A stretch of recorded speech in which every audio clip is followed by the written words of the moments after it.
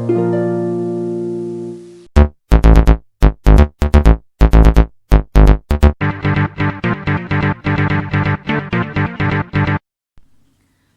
बच्चों, a very good morning to all of you.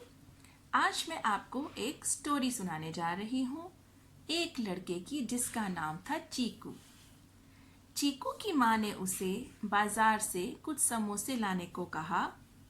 उसकी माँ ने उसे कहा, हम घर में कुल 4 सदस्य हैं और सबको 2-2 समोसे खाने हैं और 4 हमारे घर में मेहमान हैं, एक एक समोसा उनके लिए।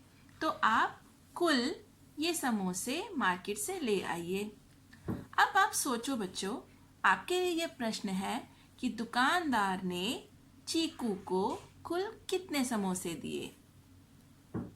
सोचिए सोचिए। आइए इसे हम हल करके देखते हैं। घर के सदस्य हैं कुल 4 और 2-2 समोसे सबके लिए, तो 4 दूनी कितने हुए, 8 समोसे।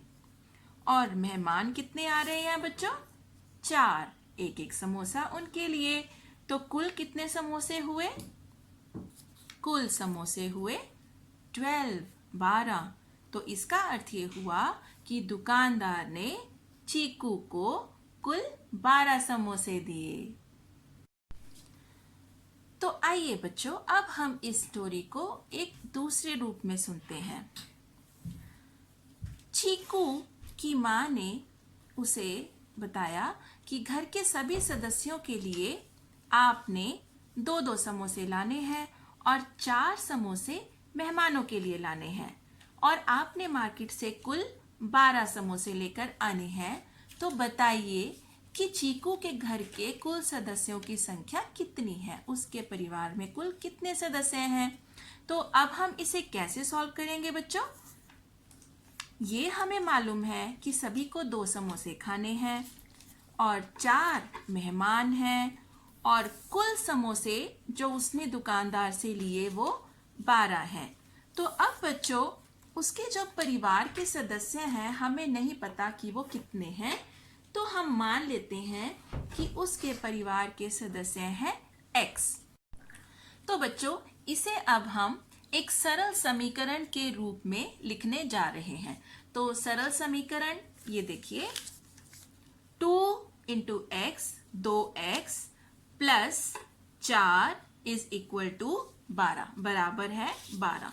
तो इसे हम कहते हैं सरल समीकरण। ठीक है बच्चों, अभी आपने अपनी बुक में से बहुत सारी स्टोरीज पढ़नी है और उनके हमने सरल समीकरण बनाने हैं और फिर हम ये भी सॉल्व करना सीखेंगे कि चीकू के परिवार में कितने सदस्य हैं। आइए बच्चों, हम सरल समीकरण के बारे में कुछ ज़रूरी बातें जानते हैं।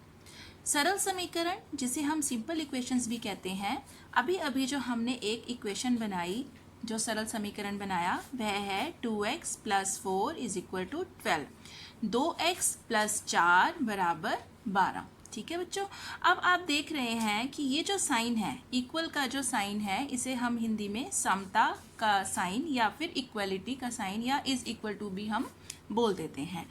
आप देख रहे हैं कि इस समीकरण की जो इस तरफ वाली जो टर्म्स हैं उनको हम लेफ्ट हैंड साइड बोलते हैं और राइट साइड वाली टर्म्स को राइट हैंड साइड की टर्म्स बोलते हैं।